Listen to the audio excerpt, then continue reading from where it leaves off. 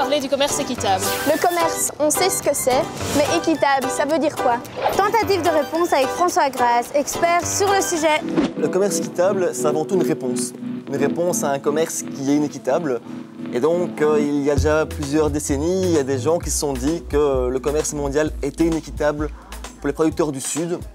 Et donc, ils ont mis en place des filières commerciales alternatives, différentes de ce qui se fait dans le commerce conventionnel, avec la volonté de répondre aux problèmes des petits producteurs. Le prix est négocié avec les producteurs de manière à ce qu'ils puissent vivre de leur travail de manière digne. Donc c'est pas la bourse qui fixe le prix du café ou du cacao comme dans le commerce conventionnel. On travaille aussi avec des organisations de producteurs, donc c'est pas des producteurs isolés, c'est des coopératives souvent qui sont regroupées. Jusqu'à maintenant, si il y a un café, c'est parce que nous faisons effort, parce que nous sommes nous commandons mes parce que nous sommes et puis nous travaillons là qui permettent que nous travaillons, nous faisons un pile effort que nous sommes capables. Jusqu'à maintenant, si on reste réserve qui était c'est nous-mêmes en tant que producteurs qui sommes. Premier effort que vous faites, vous chita en réunion. Yo réfléchi sur la situation et yo monté ça l'institution coopérative, réseau, yo fait plateforme producteur, toute bagaille ça montrait que les paysans yo a cherché une amélioration. Est-ce qu'il n'y a qu'une seule sorte de commerce équitable ou Oui et non. Il y a un commerce équitable, un mouvement global de commerce équitable, mais dans ce mouvement, il y a différentes tendances, différentes pratiques. Alors historiquement, il y a un mouvement très militant, donc qui est un peu celui dans lequel Oxfam est né. Oxfam est vraiment un des pionniers du commerce équitable, qui a donc voulu non seulement faire un commerce plus équitable, mais aussi faire des changements globaux de manière vraiment totale. Mais d'autres acteurs sont venus par après. Et aujourd'hui, on voit du commerce équitable chez Carrefour, chez Deleuze. La question qu'on peut se poser ici, c'est est-ce qu'on peut accepter que des compagnies qui globalement sont inéquitables, sont des acteurs du commerce inéquitable, est-ce qu'on peut accepter qu'ils fassent encore du commerce équitable aujourd'hui? Il faut quand même se dire que les producteurs en bénéficient, donc ça fait plus de ventes, mais quand même on peut se demander s'il n'y a pas une contradiction à vendre du commerce équitable dans les supermarchés. Et pour les petits producteurs, c'est quoi les impacts dans la vie de tous les jours? L'impact d'abord, c'est un prix meilleur, donc un prix stable surtout. Et donc on peut prévoir les revenus d'année en année. Et moi, bral du tout, c'est le commerce équitable qui suscitait tout ensemble d'organisations. Mais puisque sont ensemble de monde qui ont intérêt nous ensemble, nous organisons nous ensemble, nous en réunion ensemble, ou bien dans l'église ensemble, nous mettons café nous ensemble, et bien nous vendons café nous ensemble, ou pas capable décider prix sans moi-même, de sortir d'un goût de deux. Il te représente 4-5 fois plus que ça que le producteur qu'on a pour recevoir dans le mec spéculateur dans la canne. Et est-ce que les produits du commerce équitable sont nécessairement plus chers? Oui, et pourquoi? Dans certains cas, en effet, les produits sont plus chers, dans d'autres non. Le problème, c'est pas tellement que le commerce équitable est plus cher dans certains cas, c'est plutôt que les autres produits, souvent, sont extrêmement bon marché. Et donc, est-ce qu'il n'y a pas aussi un aspect malsain, un aspect dérangeant à ce que beaucoup de supermarchés vendent à tout prix le moins cher et mettent le prix comme argument de base, le moins cher, sans nous dire ce qu'il y a derrière ce prix pas cher, les conséquences de ce prix pas cher, de ce prix bon marché. Certaines personnes pensent que les produits issus du commerce équitable sont plus chers. Mais est-ce vrai? Il faut savoir que la qualité des produits est meilleure, car le producteur travaille sans pesticides et dans de bonnes conditions. Comparons avec des produits de qualité égale. Donc en fait, voilà, il y a 3 sortes de chocolat. Un Oxfam, un Côte d'Or et un Milka. Et on va juste vous demander de les classer par ordre de prix, donc du plus cher au moins cher. Ils sont bien mis, moi je dis. Tu crois? La Côte d'Or, c'est quand même... À mon avis, plus cher, c'est moins cher et encore moins cher. Bah, à mon avis, c'est ça. Non?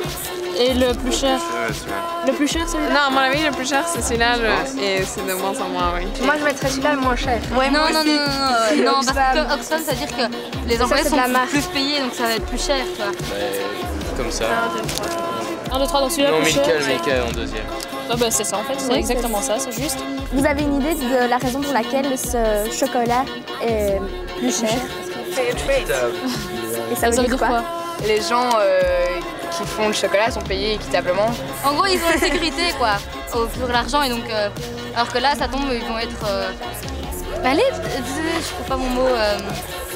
Exploité. Voilà, merci. Mais là, ils sont payés, donc là, on est sûr qu'ils sont dans de bonnes conditions, quoi. Qu'il est fait selon des façons équitables et que le producteur gagne une marge raisonnable sur son produit.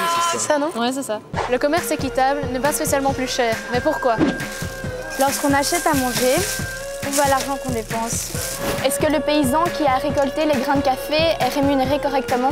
Dans la filière traditionnelle, lorsque le consommateur achète son paquet de café au commerçant, il paye le prix, le commerçant perçoit sa part, le distributeur aussi, le transformateur en usine. Alors là, maintenant viennent les deux plus gourmands, donc l'importateur et le courtier en bourse. Maintenant, on va passer dans les pays du Sud, ceux qui perçoivent le moins, donc l'exportateur, le transformateur, le négociateur. Et là, on voit que pour le petit producteur dans la filière traditionnelle, il ne reste presque rien. Contrairement au commerce équitable, où on va dire au revoir au négociateur, au revoir au transformateur, à l'exportateur et un des plus gourmands au courtier en bourse. Donc maintenant, si on revient lorsque le consommateur achète son paquet de café, mais maintenant dans le commerce équitable, le commerçant prend toujours sa part, le distributeur, le transformateur, l'importateur, et on voit qu'il reste beaucoup plus pour maintenant les petits producteurs qui se sont regroupés en coopérative grâce au choix que le consommateur a fait en choisissant le commerce équitable. Merci. Merci pour votre choix. Avec plaisir. Comme vous pouvez le constater, les petits paysans ne perçoivent presque rien par rapport aux gros industriels. Est-ce de là que vient la pauvreté dans les pays du Sud? Le commerce équitable peut-il les sortir de cette impasse? Les problèmes des agriculteurs dans le Sud sont nombreux. On va les classer en deux grands problèmes. Le premier problème, c'est le commerce international, où on demande aux agriculteurs les plus faibles d'être en compétition avec des agriculteurs beaucoup plus forts qu'eux. Ça se passe dans une cour d'école ou ailleurs, les petits disparaissent. Le deuxième grand problème que rencontrent les paysans, c'est qu'ils ne sont pas aidés par leur gouvernement et par les pays du Nord riches. On dit souvent qu'il y a eu un désinvestissement. Donc les États ont mis de moins en moins d'argent dans leur agriculture. Les n'a regardé ce qui a passé dans Port-au-Prince. Il y a ça exode rural. Pauvreté a créé ça bidonville. Et pourtant, en dehors d'un pile terre, qui est cap de travail, mais puisque vous regardez la production agricole, l'État pas ba beaucoup mais la donne, vous venez pas utile rien, vous obligé quitter en dehors, y aller la ville et aller la ville, ça pas même plus bon pour vous. Alors le commerce équitable est-il réellement efficace pour contrer la pauvreté dans le Sud? Mais le commerce équitable, c'est une très belle démonstration qu'on peut faire autrement et qu'on doit faire autrement. Et ça prouve qu'avoir des relations entre des gens qui produisent et des gens qui achètent peuvent être justes, permettre aux gens qui produisent de vivre décemment de leur travail et puis à ceux qui achètent de trouver des produits de qualité. Le problème du commerce équitable, c'est qu'une partie du public ne comprend pas ce qu'il est complètement. Il est beaucoup plus politique, il pense qu'il simplement s'il suffit d'acheter en se disant c'est une bonne solution. Et deuxièmement, il est repris par certains politiciens qui veulent le réduire à une image qui est très dangereuse. C'est essentiel de faire du commerce équitable en achetant des bananes, en achetant des produits de tropicaux, coton, cacao, qu'on ne produit pas la majorité du temps ici, qui permettent aux gens du Sud de vivre de ce qu'ils ont fait. Mais si on dit aux mêmes personnes, la bonne solution pour vous, c'est de exporter, de vendre tout ce que vous faites au Nord, parce que là-bas on va vous l'acheter plus cher, c'est pas la bonne solution. Et en plus, ce n'est pas ce que demandent les paysans du Sud. Eux, ils vous disent, moi quand je fais du coton ou du cacao, je suis très content qu'on me l'achète, qu'on me le paye à un prix juste. Mais on doit d'abord se nourrir nous-mêmes. Mais si nous méprisons l'agriculture paysanne, nous disons que nous ne pas moun. Bon, qui ça n'a pas mangé? Tout haïtien petit paysan. Tout haïtien net. Mais si nous développons mépris vis-à-vis de l'agriculture, eh bien nous allons l'acheter, qui sortit de l'autre côté. Il faut commencer à valoriser les choses. Et qu'est-ce qu'on pourrait faire pour aider alors? On peut faire beaucoup de choses. La première chose qu'on peut faire, c'est être soi-même un petit média. C'est-à-dire que tous les jours, la publicité nous baratine des choses qui sont complètement fausses. Ce qu'on peut faire autour de nous, quand on a compris, quand on est engagé, comme vous l'êtes, c'est donner une information, expliquer les choses qu'on a compris. Et ça, c'est important.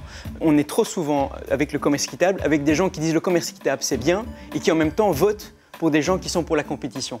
La deuxième, puisque c'est d'avoir des idées et de les passer aux autres, c'est de changer soi-même son mode de vie. Il faut consommer moins, il faut polluer moins, il faut moins se déplacer en avion. Ça, je le dis parce que ça fait mal aux gens. Les gens sont toujours prêts à fermer le robinet quand ils se brossent les dents, mais par contre, pour arrêter de prendre l'avion, ça fait trop mal. Et puis après, les organisations, elles ne peuvent pas faire tout seules. Elles ne peuvent pas aller voir un parlementaire, elles ne peuvent pas aller voir des responsables politiques. Tout seuls, elles n'ont pas de poids. Donc il faut se mettre ensemble. Et donc, ça veut dire ça, on ne sait pas tous le faire, mais quand on a la possibilité ou qu'on est intéressé à le faire, c'est sûrement très important d'être militant, bénévole, tous les mots que tu peux imaginer, avec des organisations qui font une lutte politique pour changer les règles. Nos dirigeants se sentent-ils concernés par le commerce équitable?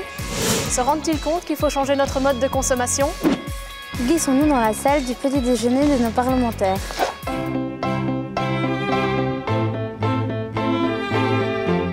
sommes-nous aujourd'hui?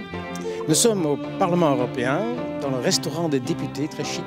Et là, il y a un petit déjeuner avec des députés, des assistants, des gens de la Commission européenne autour de l'idée de fair trade, le commerce équitable. Pourquoi êtes-vous venu ici aujourd'hui? Parce que pour moi, le commerce équitable est très important. Et ce matin, nous avons entendu des interventions d'un dirigeant de l'ONU. Fair trade is about providing a minimum guaranteed price above the market price and adding to that price a social premium that allows producers to develop certain community projects. A second tool that fair trade uses is ensuring stable incomes, because even when the prices on the markets go down, the producers have a right to a minimum price. Comment les États peuvent-ils agir pour que le commerce équitable devienne la norme commerciale?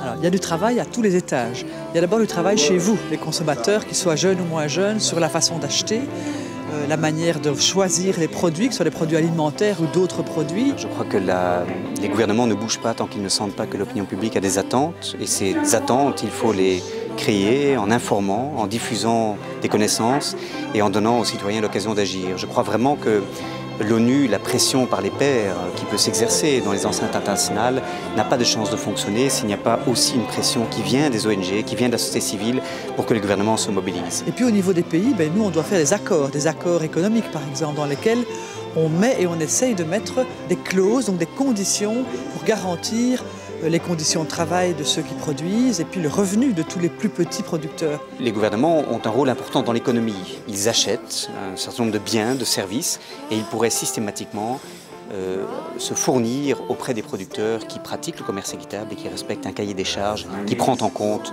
ces dimensions de durabilité. Ce qu'on souhaite, c'est que la Commission européenne soutienne le Parlement qui veut avoir plus de lignes budgétaires pour donner de l'appui aux organisations, des ONG qui travaillent avec le commerce équitable. Est-ce que vous avez une petite phrase, un slogan à dire aux jeunes pour les motiver à agir?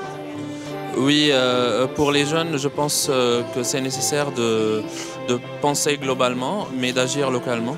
Les conséquences de n'importe quelle action au niveau local ont des répercussions pas seulement dans nos environs, mais aussi dans d'autres pays. Mais les jeunes aussi ont des solutions. Et oui, nous sommes les adultes de demain. Regardons ce que de futurs adultes mettent en place dans leur école. Bon, un peu d'avant avec la table. On la met dehors, il fait beau. On prend la caisse et puis on met la main. Faut prendre l'argent aussi. Ouais, je vais aller chercher. Voilà, alors j'ai la liste des prix ici. Parfait. On met tout. Là, les chocolats.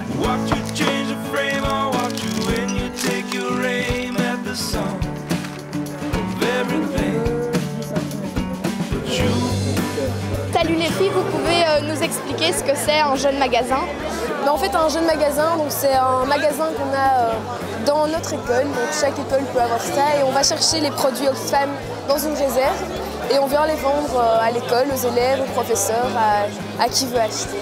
C'est pas spécialement un gros truc pour faire du bénéfice parce que déjà c'est un commerce équitable. Donc je trouve ça chouette de mettre ça à l'école comme ça.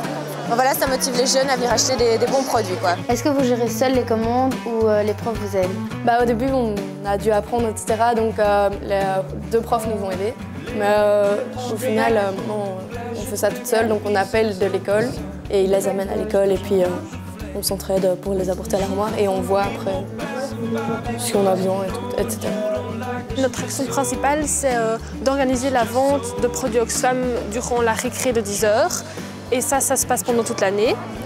Ensuite, nous organisons une fois par an un déjeuner Oxfam où on permet aux élèves de manger des produits équilibrés et tout ça dans une ambiance agréable. Pour terminer, durant une journée spéciale qu'organise le lycée, Nous mettons à la disposition des élèves un dîner Oxfam et c'est l'occasion pour les élèves de manger autre chose que les pâtes et pizzas qu'ils ont l'habitude de manger dans le centre. Et pourquoi tu as voulu te lancer dans Oxfam, dans le JN? Mais j'en ai entendu parler donc, par l'école, les profs, etc. Ils en ont parlé. Mais le fait d'être dans quelque chose de, entre guillemets, bien, je trouvais ça sympa aussi. Et puis on m'a proposé, et puis on a été plusieurs copines à y aller et tout. C'est surtout le quelque chose de bien qui m'a... Quand j'étais en primaire, on m'avait déjà beaucoup parlé d'Oxfam, j'avais déjà beaucoup entendu et je m'étais dit, je trouve qu'à petite échelle, on peut déjà faire quelque chose dans notre école, on peut déjà s'investir un peu et faire en sorte que les gens soient au courant de ce qui se passe, de ce que c'est Oxfam. C'est pas quelque chose qui nous prend non plus vraiment beaucoup de temps, c'est vraiment quelque chose de chouette. Les réunions ne sont pas non plus toutes les semaines, etc. Donc c'est un midi, voilà, on met des choses en place. C'est vrai qu'entre jeunes, etc., c'est gai de faire ça et de construire un projet ensemble, quoi.